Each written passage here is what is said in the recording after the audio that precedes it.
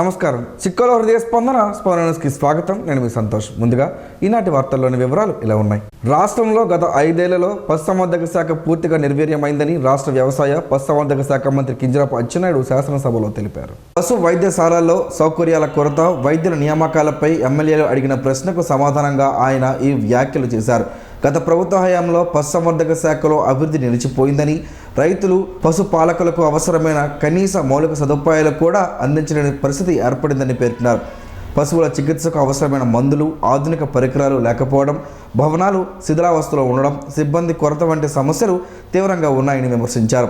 రాష్ట్రంలో 3176 పశు సంస్థలు పనిచేస్తున్నప్పటికీ వాటిలో చాలా పేరుకి పరిమితమయ్యాయని ఆరోపించారు.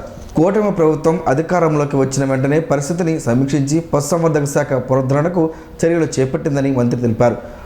RIDF, నాబార్డ్, ESVHD నిధులతో ఇప్పటి వరకు 485 కొత్త భవనాలను నిర్మించామని వెల్లడించారు. రాష్ట్రంలో 826 పశు సంస్థల భవనాలు దయనీయ స్థితిలో ఉన్నాయని, వీటిలో 400 సంస్థలకు కొత్త భవనాల కోసం 265.10 కోట్లు, మరో 426 సంస్థలకు మరమ్మతుల కోసం 37.40 కోట్లు అవసరమని చెప్పారు. 2026-27 నుంచి 2028-29 ఆర్థిక సంవత్సరాల మధ్య దశలవారీగా భవనాల నిర్మాణం, మరమ్మతులు చేపట్టే ప్రణాళిక సిద్ధం చేసినట్లు వెల్లడించారు.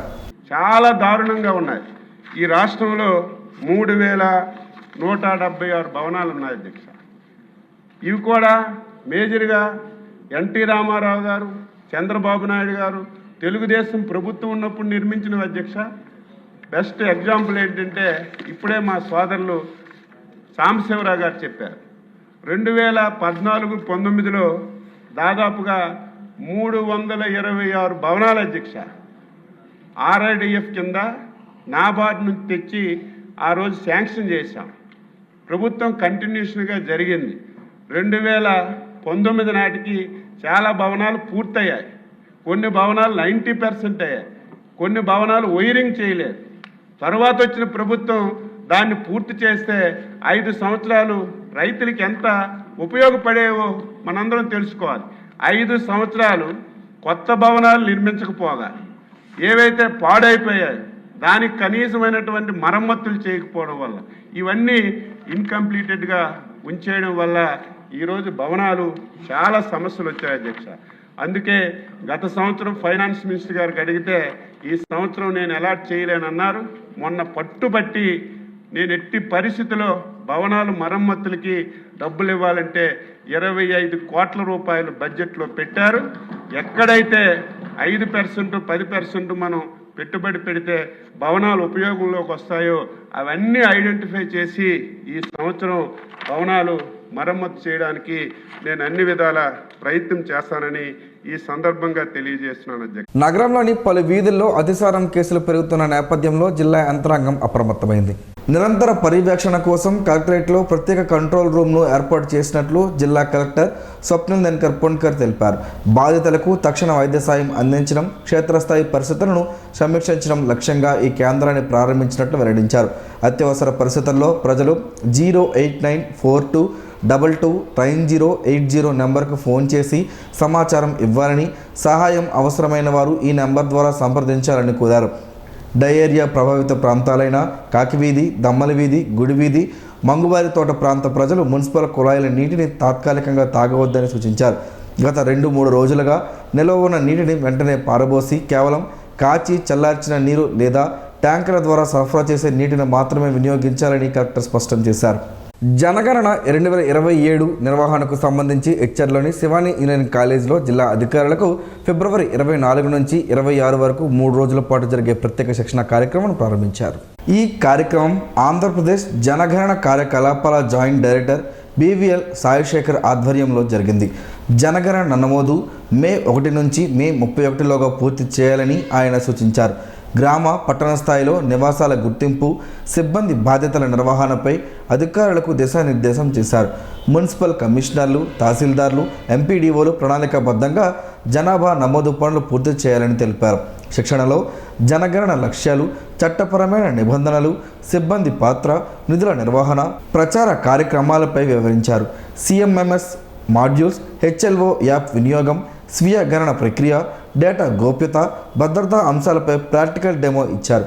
వివిధ శాఖల అధికారులు, సిబ్బంది పాల్గొన్నారు.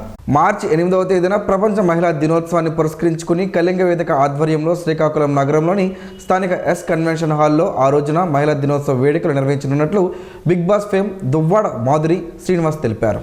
ఈ మేరకు మంగళవారం సాయంత్రం స్థానిక ఎస్ కన్వెన్షన్ హాల్లో నిర్వహించిన సమావేశంలో మాధురి మాట్లాడుతూ మహిళా దినోత్సవంకు సంబంధించి ఉత్సవాల వివరాలను మీడియాకు వెల్లడించారు. ఈ కార్యక్రమాన్ని అకీరా డాన్స్ ప్లానెట్ బృందం ఆర్గనైజ్ చేస్తుందని చెప్పారు. అలాగే సత్యవతి, ఎస్పీ నాయుడు తన నేతృత్వంలో కార్యక్రమాలు జరుగుతాయని చెప్పారు. ఈ కార్యక్రమానికి సంబంధించి పోస్టర్ను వారు ఆవిష్కరించారు. మహిళలంతా పెద్ద ఎత్తున పాల్గొని మహిళా దినోత్సవాన్ని విజయవంతం చేయాలని కోరారు. మరిన్ని వివరాలకు 8143494691 నెంబర్కు ఫోన్ చేసి వివరాలను తెలుసుకోవాలని వారు సూచించారు. కార్యక్రమంలో మహిళా ప్రతినిధులు గుంట జ్యోతి, పూడి కమల పెద్ద ఎత్తున మహిళలు పాల్గొన్నారు. అందరికీ నమస్కారం అండి. మార్చ్ 8 అందరికీ తెలిసిందే అంతర్జాతీయ మహిళా దినోత్సవం. సో ఈ అంతర్జాతీయ మహిళా దినోత్సవం సందర్భంగా మార్చ్ 8న మా కళింగ వేదిక ఆధ్వర్యంలో నేను మరి మన ఎస్పీ సత్యవతి గారు ఇంకొంతమంది మహిళలు కలిసి ఈ ఉమెన్స్ డేని ఆర్గనైజ్ చేయడం జరుగుతుంది. ఈ ఈవెంట్ని మన అకీరా డాన్స్ ప్లానెట్ శ్రీకాకుళం వాళ్ళు ఆర్గనైజ్ చేస్తున్నారు. సో ఈ ఈవెంట్ని మన ఎస్ కన్వెన్షన్స్లో చేస్తున్నాము. అండ్ దీనికి చీఫ్ గెస్ట్గా మన బిగ్ బాస్ రన్నర్ మరియు నా ఫ్రెండ్ తనుజ వస్తుంది. సో మహిళలందరూ కూడా పెద్ద ఎత్తున ఈ కార్యక్రమానికి పాల్గొనాలి. చాలా కార్యక్రమాలు ఉన్నాయి, అవి కూడా మీకు త్వరలో చెప్తాం. ఈరోజు అయితే పోస్టర్ రిలీజ్ చేస్తున్నాము. నమస్కారం అండి. మార్చి 8 మహిళా దినోత్సవం సందర్భంగా మేము ఇక్కడ కళింగ ఆధ్వర్యంలో మాధురి శ్రీనివాస్ గారు, నేను, సత్యవతి, ఎస్పీ నాయుడు మరి కొంతమంది మహిళలందరూ కలిసి మన అకీరా డ్యాన్స్ గ్రూప్ ఆధ్వర్యంలో చేస్తున్నాము. ఏపీ అసెంబ్లీ బడ్జెట్ సమావేశాల సందర్భంగా దివంగత నేత మాజీ మంత్రి గుండా అప్పల సూర్యనారాయణకు సంతాపం తెలుపుతూ స్పీకర్ చింతకాయల అయ్యన్న పాత్రుడు తీర్మానం ప్రవేశపెట్టారు. సభలో ఆయన ప్రజాసేవలను స్మరించారు. ఈ సందర్భంగా తన భర్తను స్మరించిన అసెంబ్లీ సభ్యులు, స్పీకర్, ముఖ్యమంత్రి చంద్రబాబు నాయుడు తదితరులకు మాజీ ఎమ్మెల్యే గుండె లక్ష్మీదేవి కృతజ్ఞతలు తెలిపారు. సభ సాంప్రదాయాలను పాటిస్తూ అప్పల సూర్యనారాయణ సేవలను గుర్తు చేసినందుకు భావోద్వేగానికి గురయ్యాయని పేర్కొన్నారు. ప్రజా జీవితంలో నీతి నిజాయితీలకు ప్రాధాన్యం ఇచ్చిన నాయకుడిగా ఆయన సభ్యులు కొనియాడటం తనను మరింత భావోద్వేగానికి గురి చేసిందని గుండె లక్ష్మీదేవి తెలిపారు. సభలో కన్నీటి నివాళులు అర్పించిన ప్రతి సభ్యునికి పేరు పేరున ధన్యవాదాలు తెలిపారు. అలాగే ఈ మధ్య కాలంలో గుండు అప్పల సూర్యనారాయణ గారు శ్రీకాకుళం జిల్లా సీనియర్ నాయకులు, మొదటి నుంచి తెలుగుదేశం పార్టీలో ఉన్నటువంటి వ్యక్తులు 1948 సంవత్సరం జనవరి 16వ తేదీన శ్రీకాకుళంలో జన్మించారు. ఆయనకి 2 కుమారులు. శ్రీ సూర్యనారాయణ గారు శ్రీకాకుళం నియోజకవర్గం నుంచి 1985 నుండి 1999 వరకు వరుసగా 4 సార్లు ఎమ్మెల్యేగా ఎన్నికయ్యారు. 1989లో విపత్తు నిర్వహణ శాఖ మంత్రిగా, బీసీ, ఎస్సీ, ఎస్టీ, సాంఘిక సంక్షేమ, మహిళా, శిశు సంక్షేమ శాఖల మంత్రిగా పనిచేశారు. శ్రీ సూర్యనారాయణ గారు శ్రీకాకుళం ప్రాంతం అభివృద్ధికి, వెనుకబడిన వర్గాల సంక్షేమానికి ఎక్కువ ప్రాధాన్యత ఇచ్చారు. ఆయన 2021వ సంవత్సరం ఈ మధ్యకాలంలోనే జనవరి 12వ తేదీన స్వర్గస్థులయ్యారు. శ్రీకాకుళం నగరంలోని దమ్మల వీధి, కాకి వీధి, గుడి వీధి, మంగువారి తోట ప్రాంతాల్లో ఈ నెల 22 నుంచి ప్రబలిన అతిసారం ప్రస్తుతం అదుపులోకి వస్తోందని టీడీపీ నాయకులు తెలిపారు. ప్రజలు ఆందోళన చెందాల్సిన అవసరం లేదని సూచించారు. ముఖ్యమంత్రి నారా చంద్రబాబు నాయుడు, కేంద్ర రాష్ట్ర మంత్రులు కింజరాపు అచ్చెన్నాయుడు, కింజరాపు రామ్మోహన్ నాయుడు, ఎమ్మెల్యే గొండు శంకర్ మార్గదర్శకత్వంలో కూటమి ప్రభుత్వం ప్రజారోగ్య రక్షణకు ప్రాధాన్యత ఇస్తుందన్నారు. ముందుగా ప్రజల సంరక్షణే ముఖ్యమని, తర్వాతే రాజకీయ విమర్శలు అని పేర్కొన్నారు. మాదారపు వెంకటేష్, రాష్ట్ర ఎస్సీ సెల్ ప్రధాన కార్యదర్శి ఎస్వి రమణమాదిగ, 38, 39 డివిజన్ ఇన్ఛార్జీలు కొమర కమల, కేశవ రాంబాబు, నాయకులు పొన్నాడ రవి తదితరులు దమ్మల వీధి ప్రాంతంలో ఈరోజు పర్యటించారు. వండాన సెమ్మన్న ఆసుపత్రిని సందర్శించి బాధితులను పరామర్శించారు. శ్రీకాకుళం పట్టణంలో బొందిలి సంఘం సమావేశం పసుపులేటి సురేష్ సింగ్ ఆధ్వర్యంలో ఈరోజు జరిగింది. ఈ కార్యక్రమానికి బీజేపీ ఓబీసీ మోర్చా రాష్ట్ర అధ్యక్షులు Rangoli Gopi Srinivas, AP BC welfare corporation director Attada Ravibabji హాజరయ్యారు. బొందిలి కులాన్ని కేంద్ర ఓబీసీ జాబితాలో చేర్చాలని వినతి పత్రాన్ని సంఘం నాయకులు, ముఖ్య నాయకులకు సమర్పించారు. ఆంధ్రప్రదేశ్ నుంచి 26 కులాలను కేంద్ర ఓబీసీ మోర్చాలో చేర్చే ప్రక్రియలో భాగంగా బొందిలి కులాన్ని కూడా చేర్చాలని ఎన్సీబీసీకు సిఫార్సు చేసినట్లు గోపి శ్రీనివాస్ తెలిపారు. త్వరలో సానుకూల నిర్ణయం వస్తుందని ఆశాభావం వ్యక్తం చేశారు. సంఘ నాయకులు మాట్లాడుతూ రిజర్వేషన్లు లేక బొందిలి విద్యార్థులు ఉన్నత విద్య, కేంద్ర ప్రభుత్వ ఉద్యోగాల్లో అవకాశాలు కోల్పోతున్నారని ఆవేదన వ్యక్తం చేశారు. కేంద్ర ప్రభుత్వం వెంటనే స్పందించి బొందిలి కులాన్ని ఓబీసీ జాబితాలో చేర్చాలని డిమాండ్ చేశారు. సమావేశంలో సంఘం నాయకులు, సభ్యులు పాల్గొన్నారు. శ్రీకాకుళం నగరంలో డయేరియా కేసులు పెరుగుతున్న నేపథ్యంలో బాధితులకు యుద్ధ ప్రాతిపదికన పూర్తిస్థాయి వైద్యం అందించాలని సిపిఎం జిల్లా కార్యదర్శి డి గోవిందరావు, జిల్లా కార్యదర్శి వర్గ సభ్యులు పి తేజేశ్వరరావు రాష్ట్ర ప్రభుత్వాన్ని డిమాండ్ చేశారు. బాధితులను ఆదుకోవడంలో ప్రభుత్వం వైఫల్యం చెందిందని విమర్శించారు. మృతుల కుటుంబాలకు తక్షణ ఎక్స్గ్రేషియా ప్రకటించాలని కోరారు. మంగళవారం ఎచ్చెర్ల వీధి, బోడెమ్మ కోవెల, కాకివీధి, గోల్కొండ వీధి తదితర ప్రభుత్వ ప్రాంతాల్లో సిపిఎం బృందం పర్యటించి బాధితులను పరామర్శించింది. పైప్ లైన్ ద్వారా సరఫరా అవుతున్న మంచినీరు కలుషితం అవ్వడం వల్లే డయేరియా ప్రబలిందని ఆందోళన వ్యక్తం చేశారు. మోనంగి సంతోష్ కుటుంబాన్ని పరామర్శించిన సందర్భంగా తమకు ఎటువంటి ఆధారం లేకుండా పోయిందని కుటుంబ సభ్యులు ఆవేదన వ్యక్తం చేసినట్లు తెలిపారు. ప్రభావిత ప్రాంతాలకు స్వచ్ఛమైన త్రాగునీరు సరఫరా చేయడం, ప్రత్యేక మెడికల్ క్యాంపులు నిర్వహించడం, పాడైన వాటర్ పైప్లైన్ స్థానంలో కొత్త పైపులు వేయాలని డిమాండ్ చేశారు. ఈ పర్యటనలో CH Ammanaidu, R Prakashrao, L Ramappudu, M Ramana, M Tavitayya, P Nagaraju తదితరులు పాల్గొన్నారు.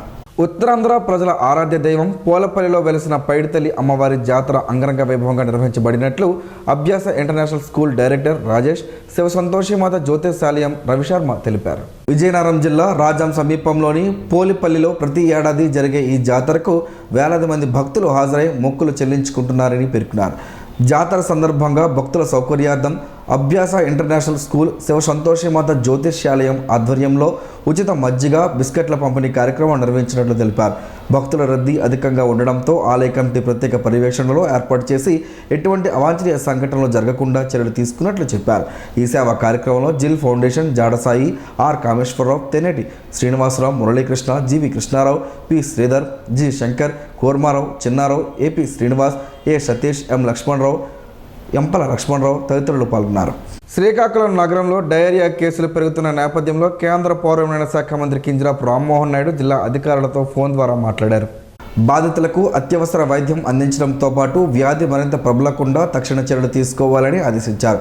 ప్రత్యేక వైద్య బృందాలను ఏర్పాటు చేసి వ్యాధి సోకడానికి గల కారణాలు గుర్తించాలని సూచించారు. నగరపాలక సంస్థ అధికారులు క్షేత్రస్థాయిలో నిరంతర పరిశీలన కొనసాగించాలని మంత్రి స్పష్టం చేశారు. ప్రజలు శుభ్రమైన త్రాగునీరు వినియోగించుకోవాలని, పరిశుభ్రత పాటించాలని అధికారులు సూచించారు. శ్రీకాకుళం జిల్లా కేంద్రంలో డయేరియా ప్రబలడంతో పదుల సంఖ్యలో ప్రజలు ఆసుపత్రుల్లో చేరడం కూటమి ప్రభుత్వ వైఫల్యమేనని వైఎస్ఆర్ కాంగ్రెస్ పార్టీ జిల్లా అధ్యక్షుడు ధర్మాన కృష్ణదాస్ విమర్శించారు. మంగళవారం విడుదల చేసిన ప్రకటనలో రహదారి మరమ్మతుల వల్ల త్రాగునీరు కలుషితం అయ్యే ప్రమాదం ఉన్నప్పటికీ ముందస్తు జాగ్రత్తలు తీసుకోకపోవడం వల్లే పరిస్థితి తీవ్ర రూపం దాల్చిందని ఆరోపించారు. అధికారుల నిర్లక్ష్యంతో 32 మంది ప్రజలు అనారోగ్యానికి గురయ్యారని అన్నారు. బాధితులకు తక్షణమే ఉచితంగా మెరుగైన వైద్యం అందించడంతో పాటు కలుషిత నీటి సరఫరాకు బాధ్యులపై కఠిన చర్యలు తీసుకోవాలని డిమాండ్ చేశారు. ప్రభుత్వం వెంటనే స్పందించి బాధిత కుటుంబాలకు ఆర్థిక సాయం ప్రకటించాలని, లేకపోతే పెద్ద ఎత్తున ఆందోళనలు చేపడతామని హెచ్చరించారు. శ్రీకాకుళం జిల్లా కేంద్రంలో అతిసార కేసులు నమోదైన నేపథ్యంలో రాష్ట్ర వ్యవసాయ శాఖ మంత్రి కింజరాపు అచ్చెన్నాయుడు అప్రమత్తమయ్యారు.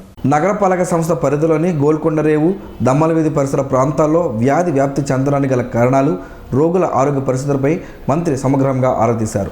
మంత్రి జిల్లా కలెక్టర్ స్వప్నేంద్ర పుణ్కర్తో పాటు నగరపాలక సంస్థ కమిషనర్ కోర్మనాథ్తో ఫోన్లో మాట్లాడి తాజా పరిస్థితిని తెలుసుకున్నారు. వ్యాధి వ్యాప్తిని నియంత్రించేందుకు తక్షణ చర్యలు తీసుకోవాలని అధికారులను ఆదేశించారు. పారిశుద్ధ్యం, త్రాగునీటి సరఫరా పరిస్థితులపై సమగ్ర అధ్యయనం చేయాలని మంత్రి సూచించారు. త్రాగునీటి పైపుల్లో మురుగునీరు చేరినట్లయితే వెంటనే మరమ్మతులు చేపట్టాలని ఆదేశించారు. వార్డుల్లో క్లోరినేషన్ నిర్వహించి బ్లీచింగ్ పౌడర్ జల్లే చర్యలను బలోపేతం చేయాలని సూచించారు. అతిసార రోగులకు మెరుగైన వైద్య సేవలు అందించాలని, ప్రత్యేక వైద్య బృందాలను నియమించాలని మంత్రి ఆదేశించారు. అలాగే రిమ్స్ ఆసుపత్రిలో చికిత్స పొందుతున్న రోగులతో పాటు వైద్యులతో కూడా మాట్లాడి పరిస్థితిని ఎప్పటికప్పుడు పర్యవేక్షించాలని స్పష్టం చేశారు. జిల్లా ఉన్నతాధికారులు, స్థానిక ప్రజాప్రతినిధులు అప్రమత్తంగా ఉండి పరిస్థితిని పూర్తిగా అదుపులోకి తీసుకురావాలని మంత్రి ఆదేశించారు. పెద్దపాడు డాక్టర్ బిఆర్ అంబేద్కర్ సాంఘిక సంక్షేమ గురుకుల పాఠశాలలో 6వ తరగతి నుండి 10వ తరగతి వరకు ఖాళీగా ఉన్న బ్యాక్లాగ్ ప్రవేశాల కోసం నిర్వహించాల్సిన బీఆర్ఏజీ సెట్ పరీక్షకు మార్చి 2 నుంచి మార్చి 8వ తేదీ ఆదివారం వరకు వాయిదా వేసినట్లు ప్రిన్సిపల్ శ్రీనివాస్ దేవి తెలిపారు. ఈ మేరకు మంగళవారం ఒక ప్రకటన విడుదల చేశారు. 5వ తరగతి జూనియర్ ఇంటర్మీడియట్ ప్రవేశ పరీక్షలు ముందుగా నిర్ణయించిన షెడ్యూల్ ప్రకారం మార్చి 1వ తేదీన యథావిధిగా నిర్వహించబడతాయని స్పష్టం చేశారు. 6 నుంచి 10వ తరగతి బ్యాక్లాగ్ ప్రవేశ పరీక్షకు సంబంధించిన హాల్ టికెట్లు మార్చి 8వ తేదీ నుండి డౌన్లోడ్ చేసుకోవాలని ప్రిన్సిపాల్ సూచించారు. రాష్ట్ర ఐటీ, ఎలక్ట్రానిక్స్, యువజన సేవల శాఖ మంత్రి నారా లోకేష్ను శ్రీకాకుళం ఎమ్మెల్యే గుండు శంకర్తో పాటు ఉత్తరాంధ్రకు చెందిన పలువురు ఎమ్మెల్యేలు, నాయకులు ఉండవల్లిలోని ఆయన నివాసంలో మర్యాదపూర్వకంగా కలిశారు. సమావేశం ఆత్మీయ వాతావరణంలో సాగింది. ఈ సందర్భంగా ఎమ్మెల్యే గుండు శంకర్ పొందూరు ఖాదీ వస్త్రాలను మంత్రి లోకేష్కు బహుకరించారు. ప్రతిగా మంత్రి లోకేష్ మంగళగిరి పట్టు చీరలను అందజేశారు. చేనేత రంగ అభివృద్ధికి ప్రభుత్వం కట్టుబడి ఉందని మంత్రి తెలిపారు. శ్రీకాకుళం నియోజకవర్గ అభివృద్ధికి సంబంధించిన వినతులపై తీసుకున్న చర్యలను మంత్రి వివరించగా ప్రజా సమస్యల పరిష్కారంలో ప్రభుత్వం చొరవ చూపుతోందని ఎమ్మెల్యే గుండు శంకర్ పేర్కొన్నారు. సమావేశంలో ఉత్తరాంధ్రకు చెందిన పలువురు నాయకులు పాల్గొన్నారు. అంగన్వాడీలకు వేతనాలు పెంచాలని, ఐసీడీఎస్కు బడ్జెట్లో నిధులు పెంచాలని కోరుతూ రాష్ట్ర వ్యాప్త పిలుపులో భాగంగా ప్రాజెక్ట్ కార్యాలయం వద్ద రెండో రోజు రిలే నిరాహార దీక్షలు చేపట్టారు. ఈ దీక్షలను CITU town convener R Prakash Rao, AP Anganwadi workers and helpers union జిల్లా కమిటీ సభ్యులు ఈ అప్పలనరసమ్మ ప్రారంభించారు. ఈ సందర్భంగా వారు మాట్లాడుతూ అంగన్వాడీలకు కనీస వేతనం 26,000 రూపాయలు ఇవ్వాలని, సమస్యలు పరిష్కరించాలని డిమాండ్ చేశారు. కేంద్ర రాష్ట్ర ప్రభుత్వాలు సమాజంలో పేద గర్భిణీ బాలింతలు, చిన్నపిల్లలకు సేవలందిస్తున్న అంగన్వాడీలను నిర్లక్ష్యం చేస్తున్నాయని విమర్శించారు. ఐసీడీఎస్ ప్రారంభించి 50 సంవత్సరాలు పూర్తయినా నేటికి అంగన్వాడీలను కార్మికులుగా గుర్తించలేదని, కనీస వేతనాలు, పీఎఫ్, ఈఎస్ఐ, పెన్షన్ సౌకర్యం అమలు చేయడం లేదని ఆవేదన వ్యక్తం చేశారు. గత 7 సంవత్సరాల్లో ధరలు విపరీతంగా పెరిగినా ₹1 వేతనం కూడా పెంచలేదన్నారు. ఐసీడీఎస్కి బడ్జెట్, అంగన్వాడీలకు వేతనాలు పెంచాలని కోరుతూ మార్చి 2 విజయవాడలో అలంకార్ సెంటర్ వద్ద మహాధర్నా చేయనున్నట్లు, ఆ ధర్నాలో అంగన్వాడీ వర్కర్లు, హెల్పర్లు, మినీ వర్కర్లు అందరూ పాల్గొని జయప్రదం చేయాలని కోరారు. కార్యక్రమంలో L Jayakumari, D Rajyalakshmi, K Arunakumari, L Jyothi, K Vani, B Lakshmi, P Mangaveni, B Rabiya తదితరులు పాల్గొన్నారు. శ్రీకాకుళం నగరంలోని గోల్కొండరేవు, దమ్మల వీధి తదితర ప్రాంతాల్లో డయేరియా వ్యాధి ప్రబలడంతో పరిస్థితిని క్షేత్రస్థాయిలో పర్యవేక్షిస్తున్నట్లు స్థానిక ఎమ్మెల్యే తెలిపారు. రాష్ట్ర మంత్రి కింజరాపు అచ్చెన్నాయుడు, కేంద్ర మంత్రి కింజరాపు రామ్మోహన్ నాయుడు ఆదేశాల మేరకు జిల్లా యంత్రాంగం నివారణ చర్యలు వేగవంతం చేసినట్లు పేర్కొన్నారు. ప్రభావిత ప్రాంతాల్లో ప్రత్యేక వైద్య బృందాలు నియమించి రిమ్స్ ఆసుపత్రులలో బాధితులకు మెరుగైన చికిత్స అందిస్తున్నట్లు తెలిపారు. క్లోరినేషన్, బ్లీచింగ్ కార్యక్రమాలు చేపట్టడంతో పాటు తాగునీటి పైపుల మరమ్మతులకు ఆదేశాలు ఇచ్చినట్లు చెప్పారు. ప్రజలు ఆందోళన చెందవద్దని, కాచి చల్లార్చిన నీటిని మాత్రమే తాగాలని, పరిశుభ్రత పాటించాలని విజ్ఞప్తి చేశారు. సమస్యలు ఉంటే వెంటనే అధికారులకు తెలియజేయాలని సూచించారు. అల్లం రసంతో పలు ఆరోగ్య ప్రయోజనాలు ఉన్నాయని ఆరోగ్య నిపుణులు చెబుతున్నారు. ఆ వివరాలేంటో ఈరోజు ప్రసారమయ్యే ఆరోగ్యమే మహాభాగ్యంలో తెలుసుకుందాం.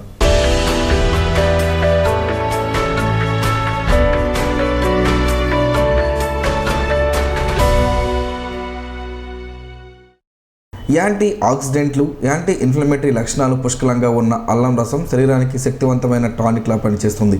అజీర్ణం, ఉబ్బరం, వికారం వంటి జీర్ణ సమస్యలకు అల్లం సహజ నివారణగా ఉపయోగపడుతుంది. అల్లం రసం జీర్ణక్రియను మెరుగుపరిచి కడుపు సంబంధ ఇబ్బందులను తగ్గించడంలో సహాయపడుతుంది. అల్లంలో ఉన్న యాంటీ ఆక్సిడెంట్లు రోగనిరోధక శక్తిని పెంచి ఇన్ఫెక్షన్లు, వ్యాధుల నుంచి రక్షణ కల్పిస్తాయి. అలాగే శరీరంలో మంటను తగ్గించడంలో దోహదపడతాయి. కండరాల నొప్పులు, ఆర్థరైటిస్ వంటి సమస్యల్లో ఉపశమనం కలిగించవచ్చు. అల్లం రసం జీవక్రియను పెంచి కొవ్వు కరిగించడంలో సహాయపడుతుంది. ఆకలిని నియంత్రించి బరువు తగ్గేందుకు ఉపకరిస్తుంది. రక్తంలో చక్కెర స్థాయిల నియంత్రణకు, ఇన్సులిన్ సున్నితత్వం మెరుగుపరచడంలో కూడా ఉపయోగకరమని నిపుణులు చెబుతున్నారు. అయితే అల్లం రసాన్ని మితంగా తీసుకోవాలని, ప్రత్యేక ఆరోగ్య సమస్యలు ఉన్నవారు వైద్యుల సలహా తీసుకోవాలని సూచిస్తున్నారు.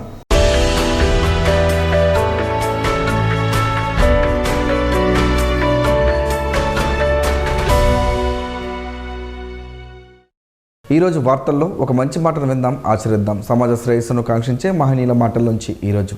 జీవనం, గమనం, గమ్యం. ఋషి చింతన.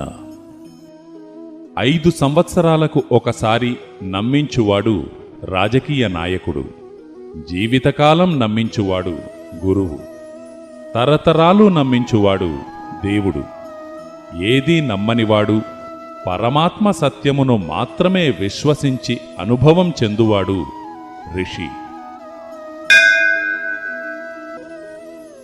బాధలు శత్రువులను ఏకం చేస్తాయి, కష్టాలు మనుషులను ఐక్యం చేస్తాయి. ఓం శ్రీ గాయత్ర్యై నమః. స్పందన ప్రేక్షకుల కోసం స్పందన న్యూస్ని ఇప్పుడు యూట్యూబ్లో అందుబాటులో ఉంచడమైంది. ఎస్టీవీ స్పేస్ స్పందన అని టైప్ చేసి వీక్షకులు తమ అనుకూలమైన సమయంలో న్యూస్ని వీక్షించగలరు. ఈ వార్తలు ఇంతటితో సమాప్తం. మరలా ప్రసారం అయ్యే స్పందన న్యూస్లో కలుసుకుందాం. అంతవరకు సెలవు. నమస్కారం. మీ మాటే మా బాట.